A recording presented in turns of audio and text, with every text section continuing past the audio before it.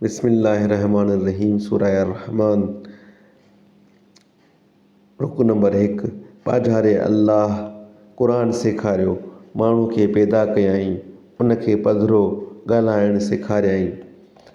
सिज ऐं चंड पूरे हिसाब ते हलंदा आहिनि ऐं वलियूं ऐं वण अल्लाह खे सजदो कंदा आहिनि ऐं आसमान खे बुलंद कयाईं ऐं इंसाफ़ जी तराज़ी रखियाईं, हिन लाइ त तौर में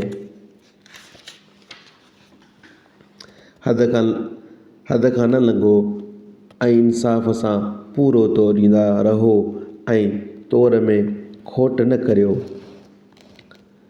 माण्हुनि लाइ ज़मीन खे पखेड़ियाईं, मुंझंसि हर जिन्स जो मेवो ऐं चपड़ियुनि वारियूं खजियूं आहिनि ऐं बुह वारो अन्न ऐं सुरहाणियूं बि उन में आहिनि। पोइ ए जिन्नो ऐं माण्हूओ, पंहिंजे पालणहार जे कहिड़ियुनि नेमतुनि जो इनकार कंदो।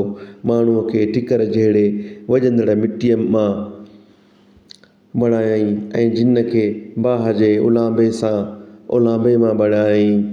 पोइ ए जिन्नो ऐं माण्हूओ, पंहिंजे पालणहार जी कहिड़ियुनि नेमतुनि जो इनकार कंदो, जो ॿिन्ही ओभरनि जो पालणहार ऐं ॿिन्ही ओलहनि जो पालणहार आहे। पोइ जिन्नो ऐं माण्हूओ, पंहिंजे पालणहार जी कहिड़ियुनि नेमतुनि जो इनकार कंदो। ॿिनि दरियाहनि खारे ऐं मिठीअ खे विरहायईं, जो पाण में गॾिजी था वहनि। उन्हनि ॿिन्ही जे विच में ओट आहे, जो हिक ॿिए ते ज़्यादती न कंदा आहिनि। पोइ ए जिन्नो ऐं माण्हूओ, पंहिंजे पालणहार जे कहिड़ियुनि नेमतुनि जो इनकार कंदो।